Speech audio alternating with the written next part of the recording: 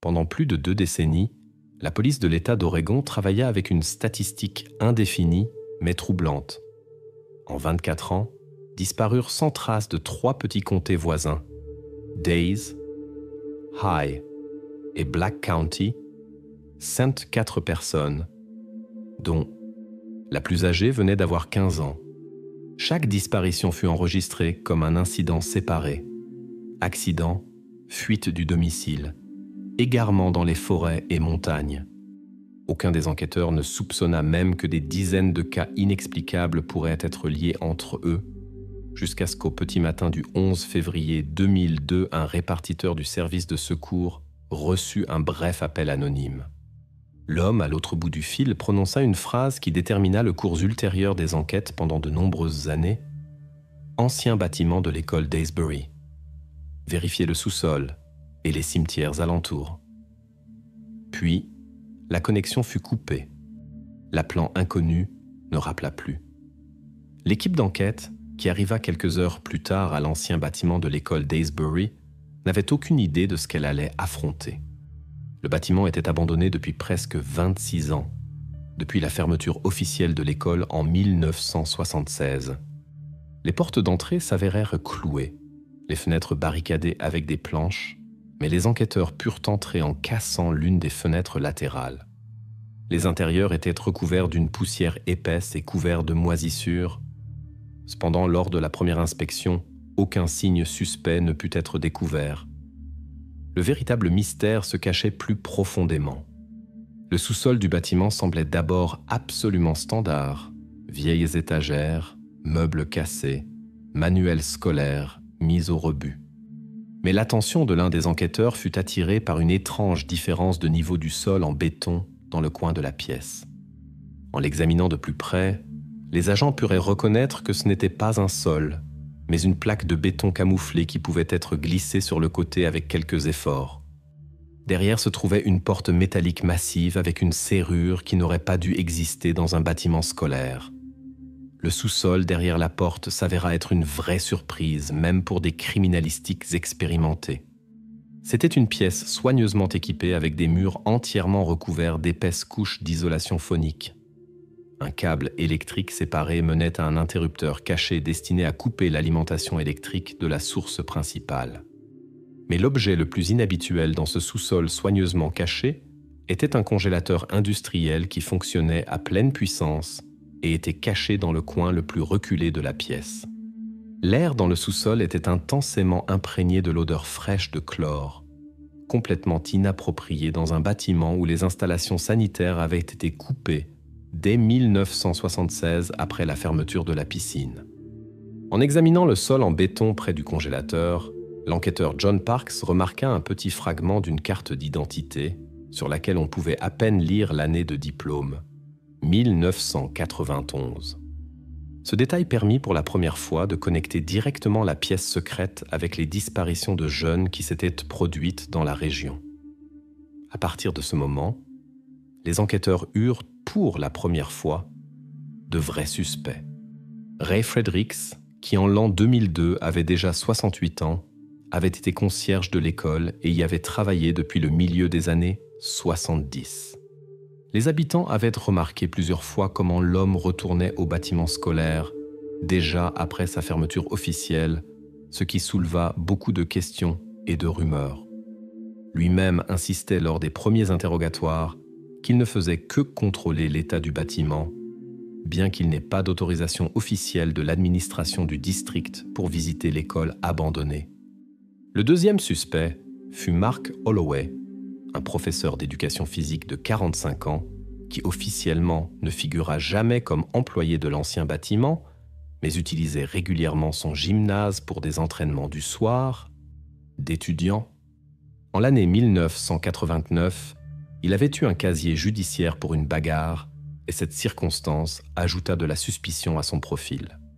Lors de sa première conversation avec la police, il confirma qu'il avait été sur le terrain de l'école le soir du 10 février jusqu'à minuit.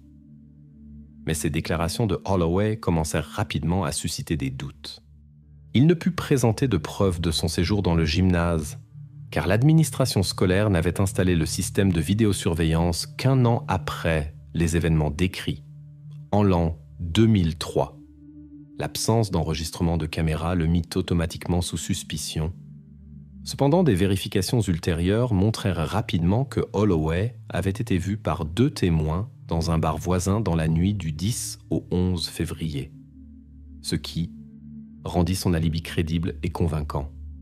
Pendant que la police s'occupait des suspects, l'équipe d'enquête criminalistique ouvrit le massif congélateur industriel trouvé dans le sous-sol.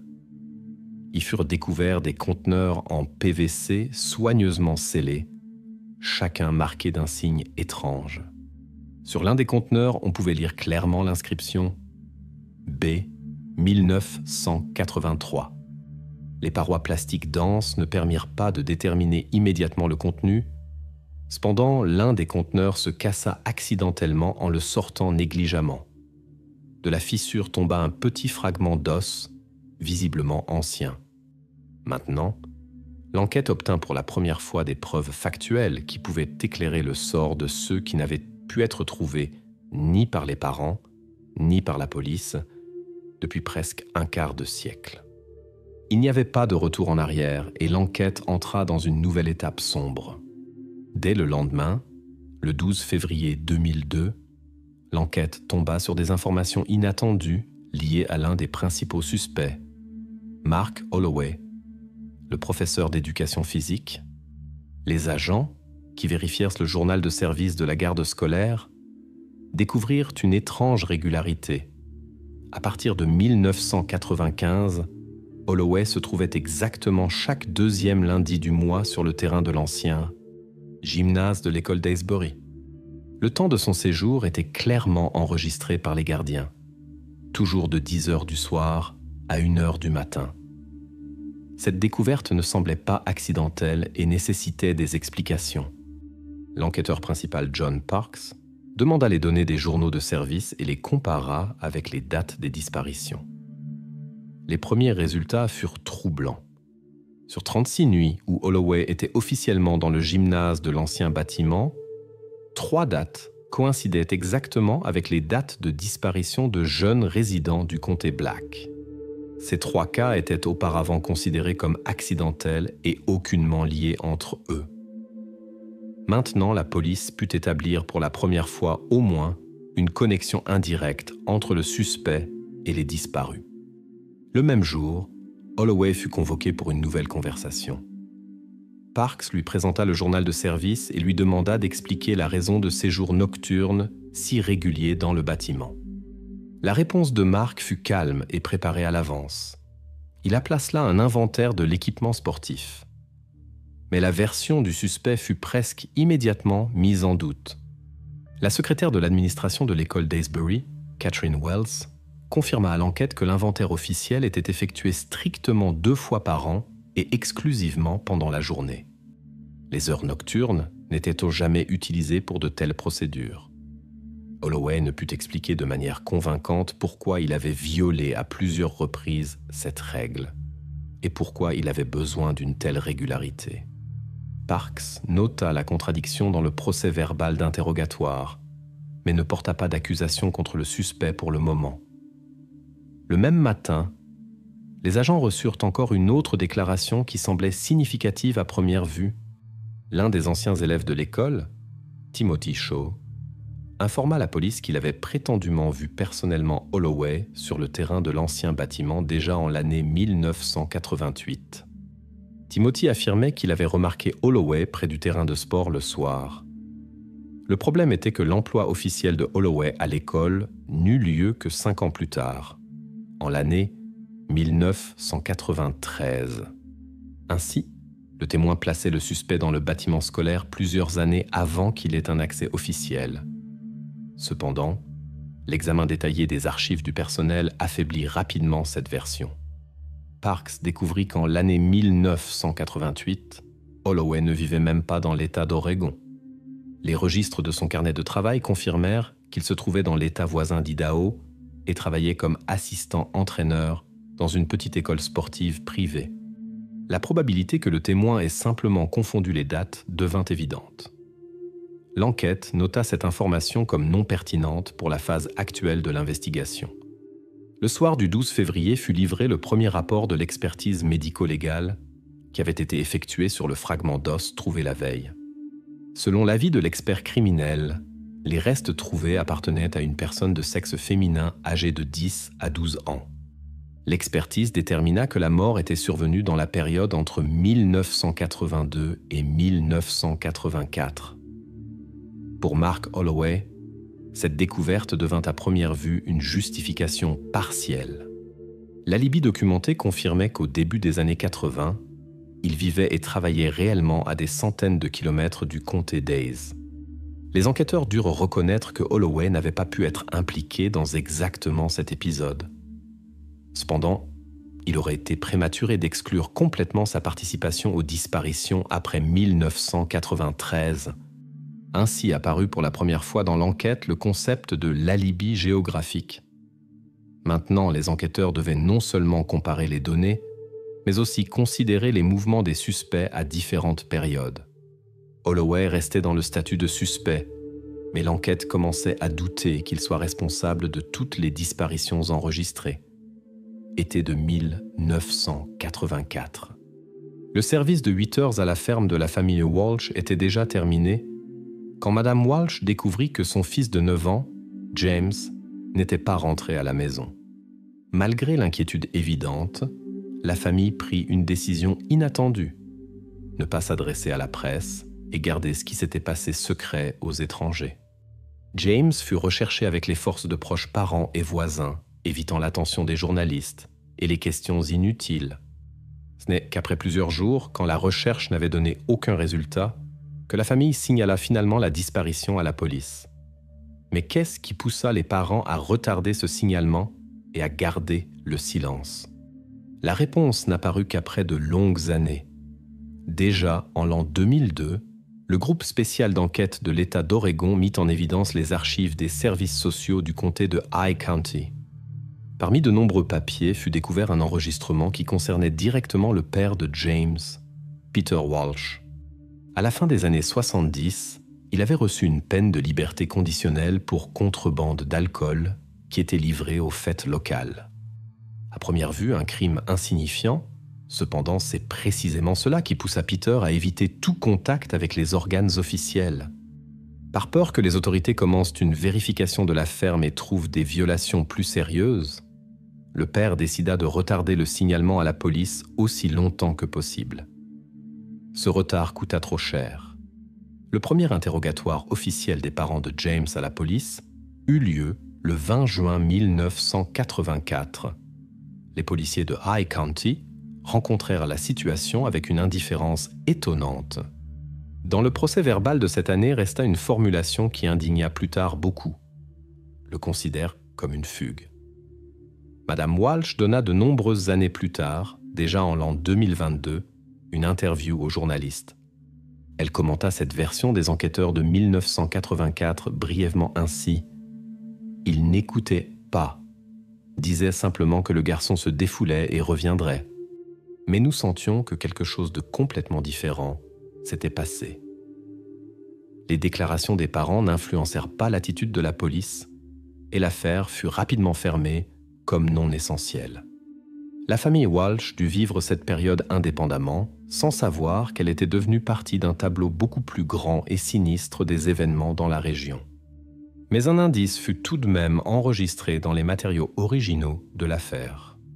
Le voisin de la famille Walsh, un fermier âgé nommé Joseph Bryan, mentionna une étrange camionnette verte qu'il avait vue près de la ferme le jour de la disparition de James. Bryan insistait que ce n'était pas une voiture connue des résidents locaux, pas un pick-up, mais exactement une camionnette avec le logo North Waste appliqué sur le côté. Malgré les déclarations sûres du témoin, la police de 1984 ne prêta pas attention à ce fait. Les enregistrements finirent rapidement dans les archives, parmi de nombreux autres papiers.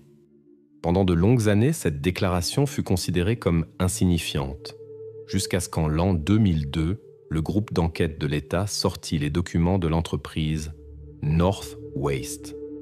L'entreprise s'occupait de transport et de traitement de déchets chimiques, et parmi les documents de cette période apparut pour la première fois un nom qui était déjà connu de l'enquête, Ray Fredericks.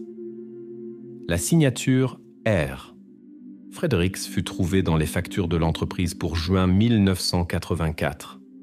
Ce fut le premier document réel qui connectait directement le concierge de l'école avec North Waste et possiblement avec la disparition de James Walsh. Dans l'affaire apparut pour la première fois une piste concrète qui menait à l'autre suspect. Les questions que la police de High County avait négligées presque 2 décennies plus tôt recevaient maintenant un nouveau son. L'enquête devait découvrir à quel point la camionnette verte était utilisée activement dans ces endroits d'où disparaissant sans trace les résidents. L'investigation des routes et documents montra que la camionnette aurait pu parcourir la distance de la ferme Walsh à l'école d'Aysbury en seulement 25 minutes. Ceci fut confirmé par simple logistique routière. La confirmation de la participation de Fredericks devenait de plus en plus probable. Mais les enquêteurs n'avaient pas encore de certitude complète.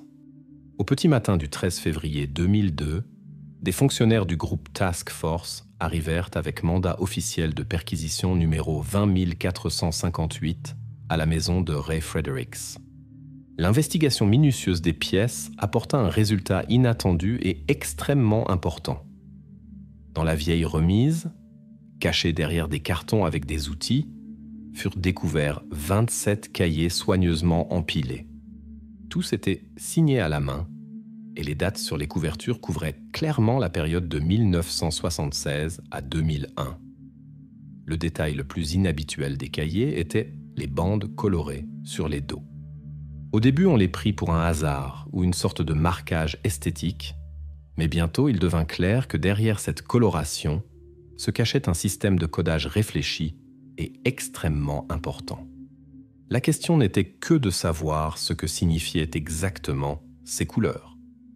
Le premier indice fut révélé quand le graphologue commença l'analyse du contenu.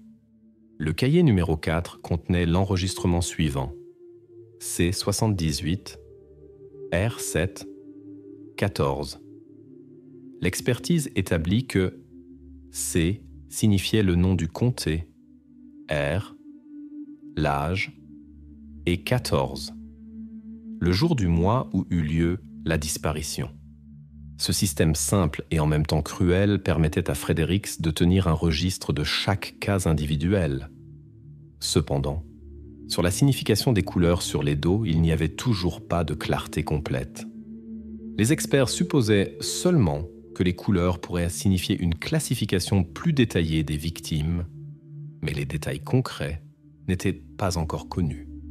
Parallèlement au déchiffrement des cahiers, la police essayait d'obtenir un commentaire de Fredericks lui-même.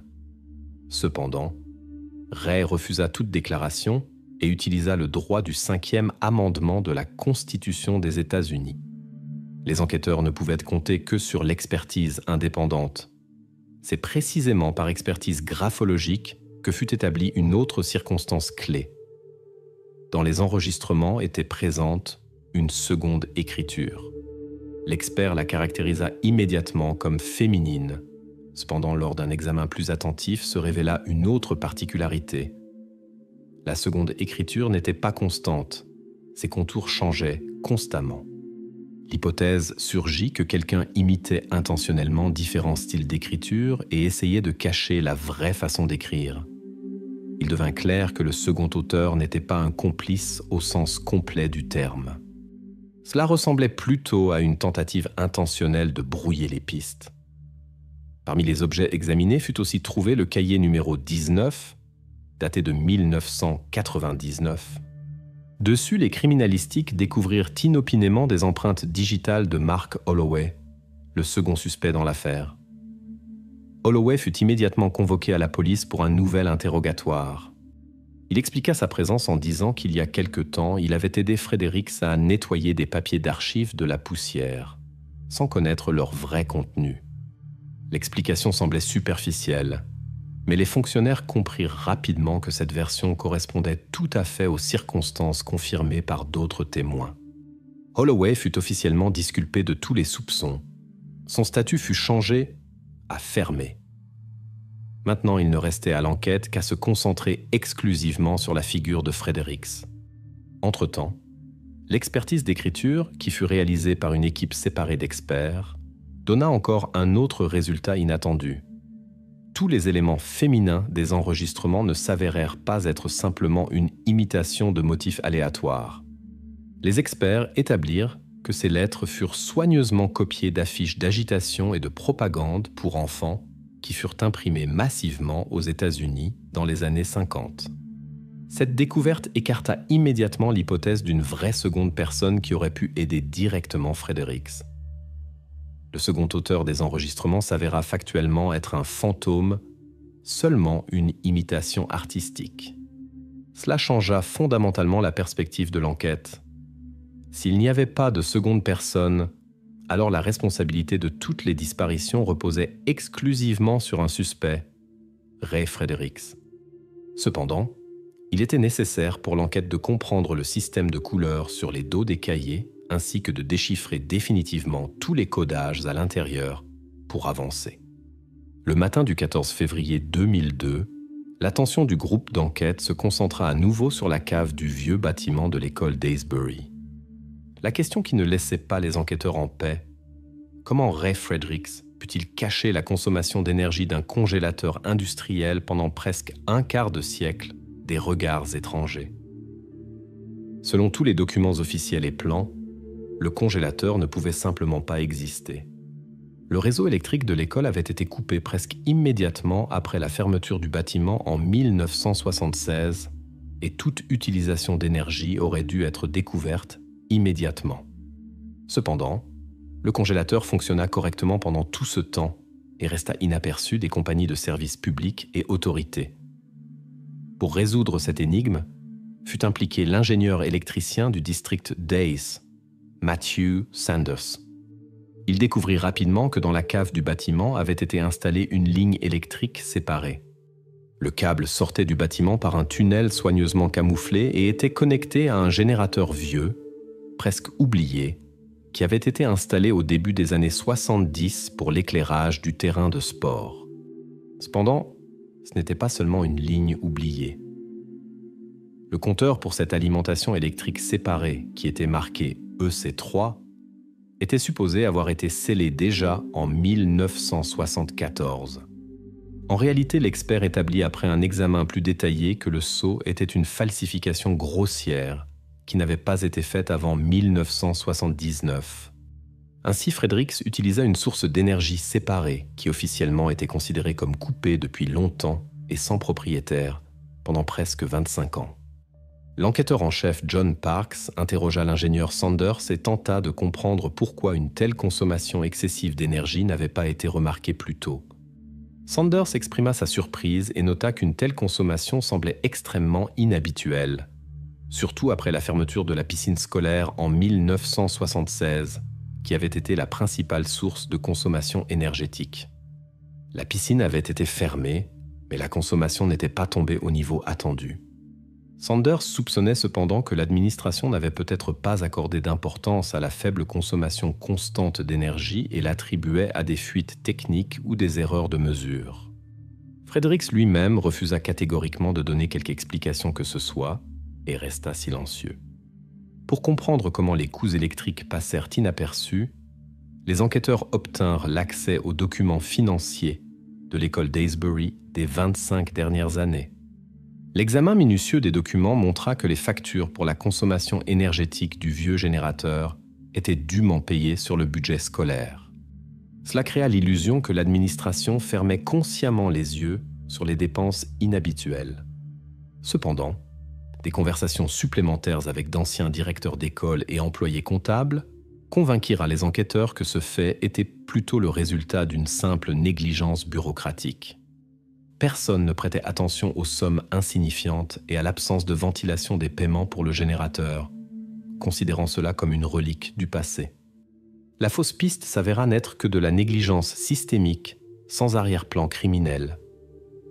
Pendant ce temps, l'enquête atteignit un nouveau niveau en faisant appel à des spécialistes du laboratoire criminel du FBI.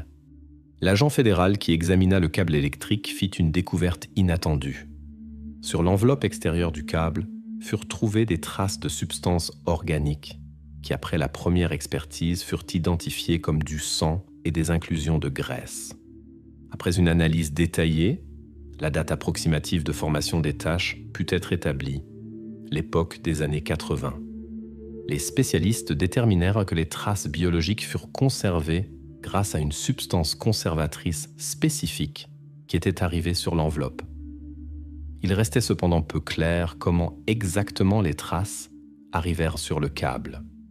Personne ne pouvait encore affirmer si c'était le résultat d'un contact accidentel lors du transport de quelque chose ou si le câble avait été témoin d'événements plus sombres. L'enquête était au seuil d'une autre découverte importante.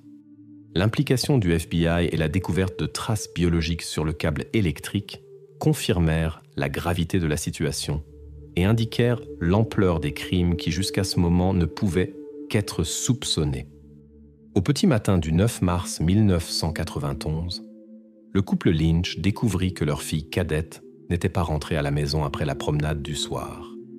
En panique, ils allèrent chez les voisins, vérifièrent les environs proches et ne signalèrent l'incident à la police qu'après plusieurs heures. Déjà après un jour, les enquêteurs reçurent des déclarations du plus proche voisin de la famille Lynch, l'âgé Robert Evans. Robert affirma avoir vu la veille au soir un homme en veste d'uniforme qui menait avec assurance la jeune Lynch vers la bande forestière qui bordait la vieille route, rarement utilisée par les automobiles. Evans décrivit l'uniforme de l'étranger et souligna particulièrement la présence d'un emblème spécifique sur la manche de la veste. Était-ce Ray Fredericks ? Pour confirmer ou réfuter la version du voisin, les enquêteurs commencèrent à vérifier les photos d'archives des employés de l'école d'Aysbury pour 1991. Parmi les prises, les officiers découvrirent une photo de Ray Fredericks sur laquelle il apparaissait dans un manteau d'hiver uniformé avec un emblème sur la manche qui correspondait à la description d'Evans. La ressemblance était saisissante. Le petit logo représentant une lettre stylisée D correspondait complètement aux déclarations du témoin. Ainsi surgit pour la première fois la possibilité de connecter clairement la description du ravisseur avec l'apparence et l'uniforme de Fredericks. En février 2002, 11 ans après l'incident, les officiers interrogèrent à nouveau Evans pour vérifier la force de ses souvenirs. Le témoin répéta avec assurance la description de l'emblème et souligna qu'il se souvenait spécifiquement de la lettre D, parce qu'elle était facile à reconnaître même à distance. Pour confirmer les détails, l'enquête s'adressa à l'expert local en héraldique, le professeur Michael Sheridan. Le professeur confirma qu'un tel emblème était effectivement utilisé dans l'uniforme scolaire du district d'East, mais signala aussi un détail important. Officiellement, il fut retiré des vêtements des concierges scolaires pendant 1991. Cela signifiait que si Fredericks portait un tel uniforme en mars, il le faisait déjà non officiellement ou de sa propre initiative. Ce détail intensifia encore plus les soupçons contre Ray Fredericks, bien qu'il continuât lui-même à éviter toute explication et communication avec l'enquête. Cependant, tous les témoins n'étaient pas convaincus de la version avec la participation du concierge scolaire. Le frère aîné de la fille disparue, Jason Lynch, qui avait 15 ans au moment de la disparition de sa sœur, déclara qu'il avait vu un camion garé près de la vieille route le jour avant l'événement. Jason soupçonnait que la personne que le voisin avait vue pourrait être un routier occasionnel qui n'avait rien à voir avec l'école ou les résidents locaux.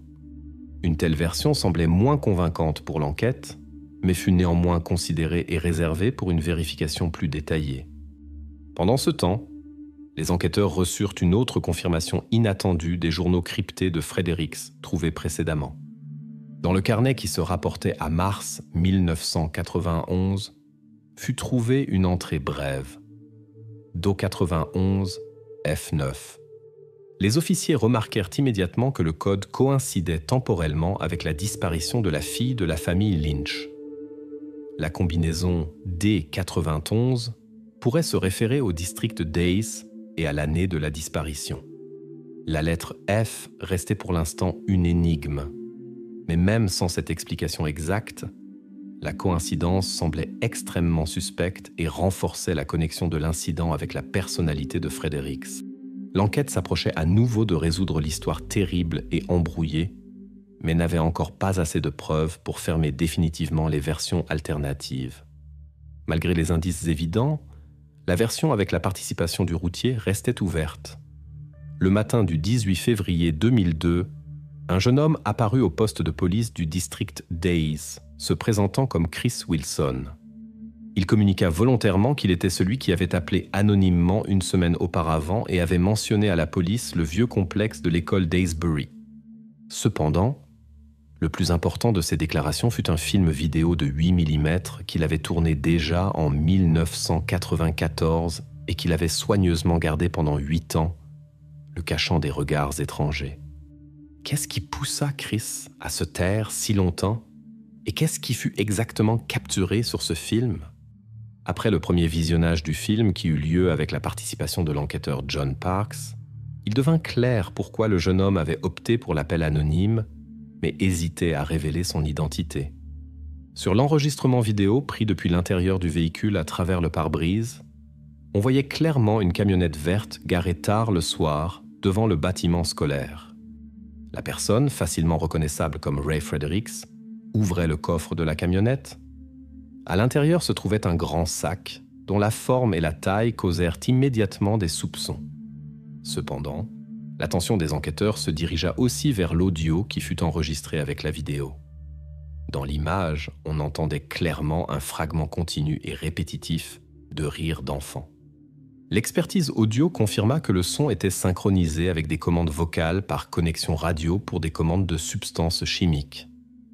Cela ressemblait à un masquage intentionnel de sons qui cachait le vrai caractère de ce qui se passait. L'enquêteur posa immédiatement à Chris la question évidente. Pourquoi avait-il gardé secret une pièce à conviction si importante toutes ces années? Wilson expliqua qu'au moment de l'enregistrement, il n'était qu'un adolescent et croyait sincèrement que ce qu'il avait vu était lié à la préparation d'une pièce de théâtre scolaire. Chris savait que Fredericks travaillait à l'école. C'est pourquoi il décida que l'étrange rire audio n'était qu'une plaisanterie ou un élément de mise en scène. De plus, Chris avoua qu'il craignait la réaction de la police s'il avait remis l'enregistrement plus tôt. Il soupçonnait que les autorités auraient pu interpréter les sons étranges sur le film comme une falsification grossière ou une farce stupide d'adolescents.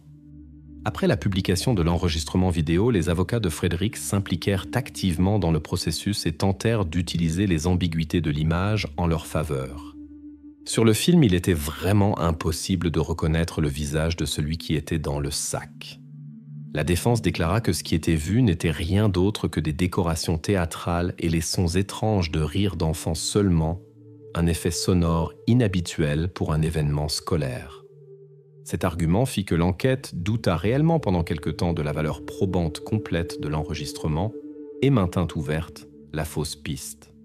Cependant, le soir même, l'image obtint une nouvelle dimension inquiétante grâce à une analyse spéciale de l'enregistrement vidéo par des experts du FBI.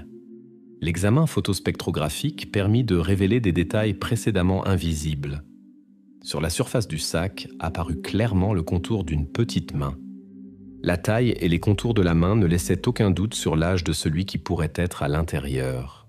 Cette découverte déplaça immédiatement le film vidéo de la catégorie des preuves indirectes à la catégorie des preuves directes, indiquant un probable transport vivant.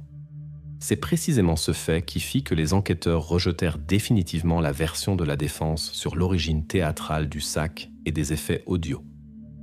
Maintenant, l'enquête atteignit un niveau complètement nouveau.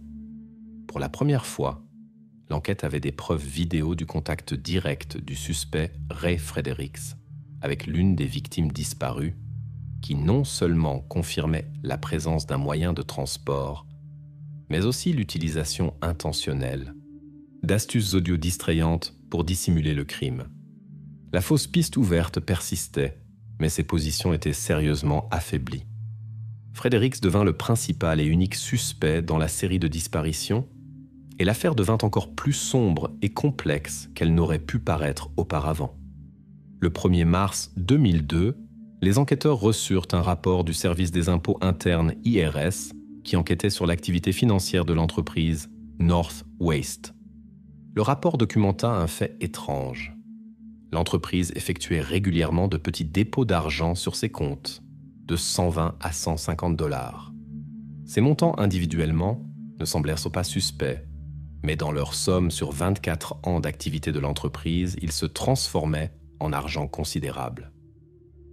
Pourquoi l'entreprise utilisait-elle une stratégie financière si étrange?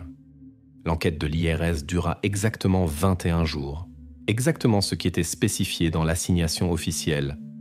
Il s'avéra que l'entreprise North Waste avait été fondée en 1978 et liquidée seulement en 2001. Dans la ventilation détaillée des opérations bancaires, il fut découvert que tous les paiements réguliers spécifiés coïncidaient temporellement avec l'achat de substances chimiques et de contenants spéciaux de 55 gallons. L'un des principaux postes de dépenses de l'entreprise était la soude caustique. Cependant, le véritable but des achats restait pour l'instant un secret de l'enquête. Lors de l'interrogatoire, l'experte financière de l'IRS Mary Clark expliqua à l'enquêteur John Parks qu'une telle stratégie financière montrait tous les signes de structuration.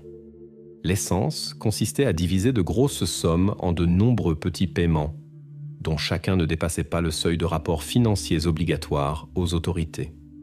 Cela permettait d'éviter des questions supplémentaires de la part des autorités fiscales et fédérales. Une telle approche témoignait d'une planification soigneuse et à long terme des opérations financières et ne pouvait être une coïncidence accidentelle. Ray Fredericks, à nouveau cité pour interrogatoire, se refusa traditionnellement à faire des déclarations. Son avocat expliqua une fois de plus que le client utiliserait le droit garanti par le 5e amendement de la Constitution des États-Unis pour refuser de répondre à toute question. La défense tenta de présenter North Waste comme une entreprise qui travaillait pour le bien de la ville et était possiblement connectée à la décharge municipale ou d'autres objets communaux. La logique était simple. Si l'entreprise avait vraiment affaire à des structures officielles, alors son activité pourrait s'expliquer par la nécessité de maintenir des normes environnementales à l'école et dans les zones adjacentes. Cependant, l'enquête supprima facilement cette version.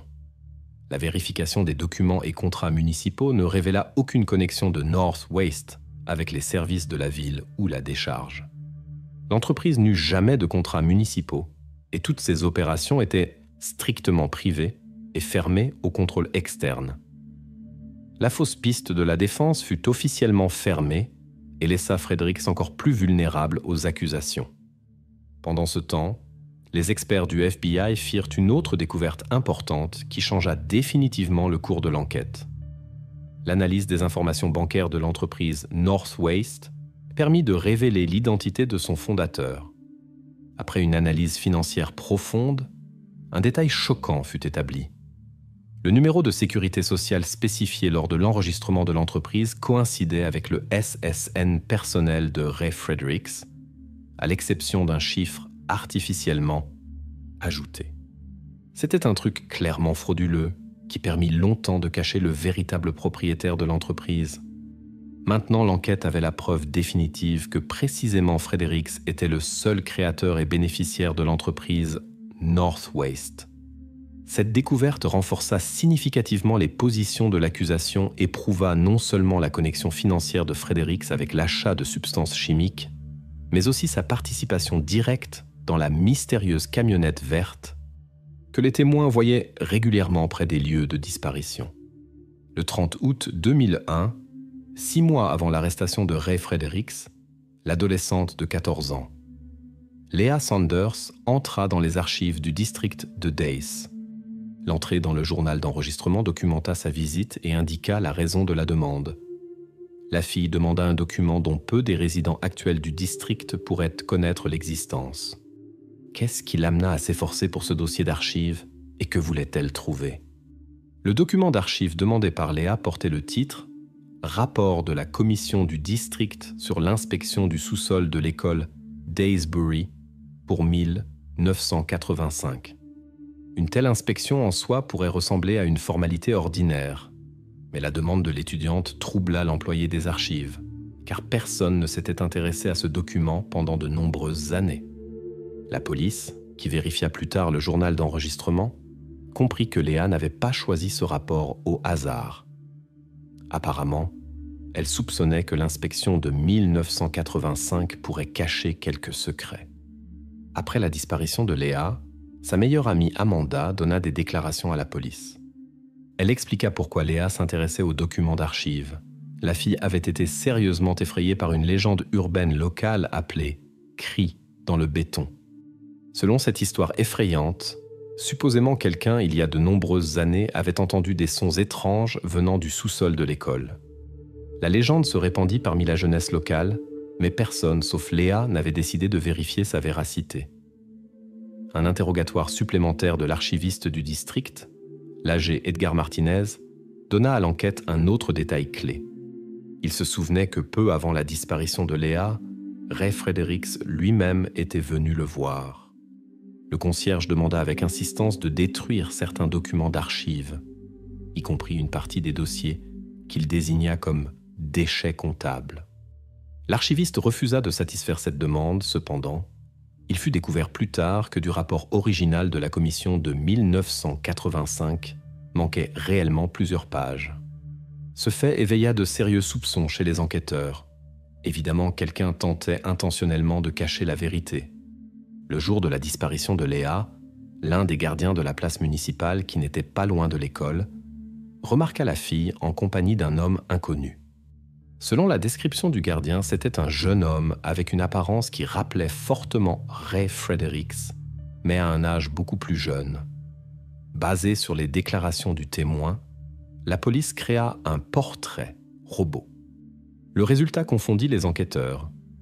L'homme représenté sur le dessin correspondait presque complètement à l'apparence de Fredericks, mais sans les cheveux gris et les changements d'âge caractéristiques de son âge actuel. La version semblait étrange et irréaliste. Cependant, la police ne pouvait l'exclure complètement. Les experts policiers eurent recours à la technologie moderne de morphing informatique pour préciser le portrait robot précédemment créé. Après le traitement numérique et la comparaison des portraits, l'enquête obtint un résultat étonnant. La personne que le gardien avait vue près de Léa correspondait pratiquement entièrement aux photographies de Ray Fredericks à l'âge de 43 ans, l'année où commença la série de disparitions de jeunes résidents du district. Cette découverte inattendue intensifia significativement les soupçons contre Fredericks. Léa s'était évidemment approchée trop près du secret qui avait été soigneusement caché pendant des décennies. Précisément ce fait pourrait avoir été la raison de sa disparition. Le rapport d'archives de 1985, la perte de ses pages individuelles et le contact direct de Fredericks avec la fille à la veille de sa disparition rendirent la situation critique pour l'enquête. Le 5 décembre 2003, Ray Fredericks fut définitivement déclaré coupable sur tous les chefs d'accusation au tribunal de district de l'État d'Oregon. L'enquête, qui dura plus d'1 an et demi, se termina par la reconstruction complète et la preuve du schéma du crime. Dans la salle d'audience, le procureur déclara clairement la seule vérité qui se cachait derrière des années de secrets sombres. Fredericks agissait seul. Sa seule et plus efficace arme contre l'enquête fut le silence persistant, la réticence complète et absolue à coopérer ou expliquer ses actions. Cependant, le silence ne pouvait plus l'aider. Les preuves étaient indiscutables, cahiers avec des enregistrements, l'entreprise fictive North Waste, la ligne d'alimentation électrique séparée, preuves vidéo et données d'archives, tout cela s'assembla en une image unifiée et indiscutable. Le procès final devint le point où tous les faits rassemblés par l'enquête obtinrent finalement la clarté. Les cahiers découverts dans la maison de Fredericks furent complètement déchiffrés. Le codage district année sexe date coïncidait complètement avec les cas enregistrés de disparition. Précisément, ces enregistrements permirent d'identifier rapidement 100 des 104 victimes et indiquèrent la méthodologie et le soin du criminel. Les détails techniques furent aussi exhaustivement clarifiés. La ligne électrique séparée posée dans le sous-sol de l'école permit à Fredericks d'opérer le congélateur sans interruption, sans le risque de découverte. Le générateur sur le terrain de sport créait du bruit de fond qui cachait les sons suspects. La complexité de la mise en œuvre technique indiquait un plan à long terme et une préméditation profonde des crimes.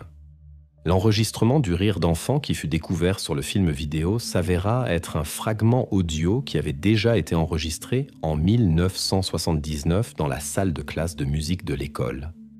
L'expertise confirma que ce fichier audio fut spécifiquement inversé pour rendre l'identification difficile et créer une atmosphère de confusion pour tout témoin potentiel.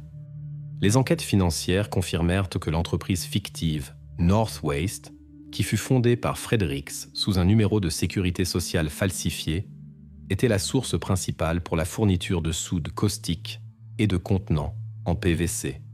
Ces réactifs furent utilisés par lui pour la destruction de tissus biologiques. Les restes stockés dans le congélateur furent par la suite enterrés sur le territoire des terrains de sport de 3 districts scolaires.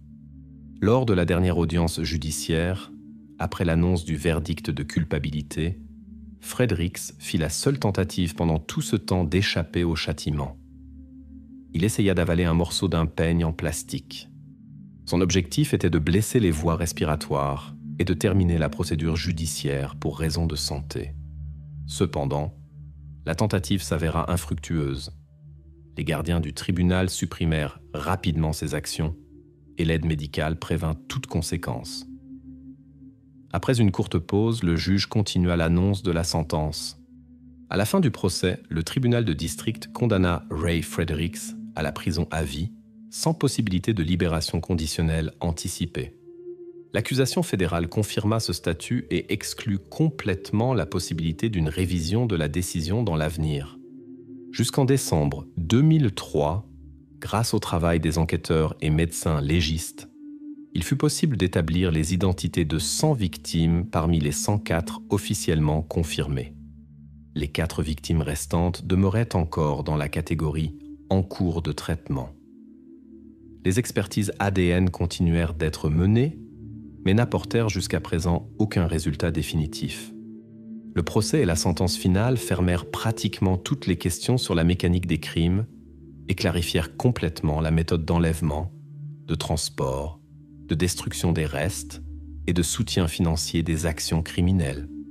Cependant, plusieurs questions restèrent sous le secret. L'enquête ne put découvrir la source de la déviation psychique de Fredericks. La question de l'identification des 4 dernières victimes resta également ouverte, dont la recherche ADN continua. La ligne finale du cas déjà révélé fut l'information de l'expert médico-légal dans un rapport fermé. Lors de l'analyse des tissus de l'accusé, une seule trace de protéines humaines fut découverte. Cette déclaration ne reçut pas d'explication détaillée lors des séances publiques et resta seulement un fait dans les matériaux de l'affaire. Ainsi se termina officiellement le cas Ray Fredericks. Le district de Dace et tout l'État de l'Oregon purent obtenir les réponses longtemps attendues. Cependant, aucune décision judiciaire ne pouvait plus changer l'ampleur tragique des conséquences de ces actions.